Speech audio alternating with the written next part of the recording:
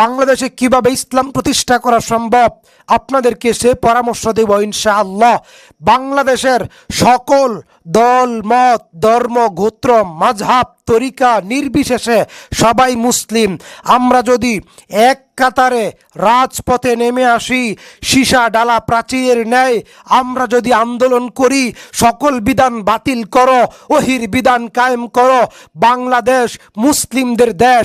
1947 সালে ভারত থেকে এই দেশ স্বাধীনতা অর্জন করেছে দিন প্রতিষ্ঠার জন্যে, ধর্ম পালনের জন্যে। আমরা কারো গোলামি করব না।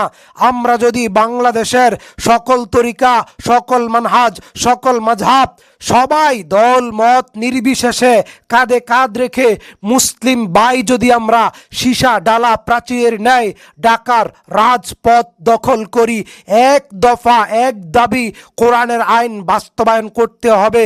এক দফা এক দাবি কোরআনের আইন বাস্তবায়ন করতে হবে। হাসনাত আব্দুল্লাহর একক ক্ষমতায় আওয়ামী লীগকে নিষিদ্ধ করা হয় নাই। ওলামায়ে কেরামকে অবশ্যই সাথে লাগছে। অবশ্যই ওলামায়ে কেরাম জাতির শ্রেষ্ঠ সন্তান। ওলামায়ে কেরামকে বাদ দিয়ে বাংলাদেশে কেউ আন্দোলন সফল করতে পারে নাই। অতএব আমরা বলবো এই দাবি সবাই উত্তোলন করুন ইনশাআল্লাহ।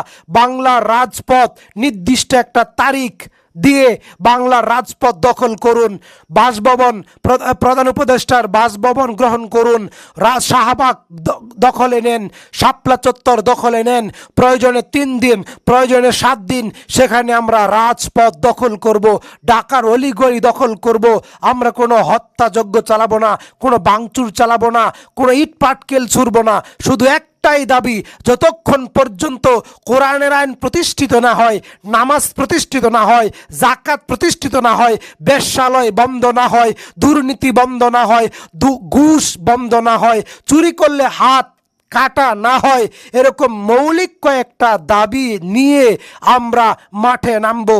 যত দিন পর্যন্ত আমাদের আইন, কোরআনের আইন সংসদে বাস্তবায়ন না হয়, অতদিন পর্যন্ত রাজপথ ছাড়ব না। এইভাবে করে করে আন্দোলন করেন।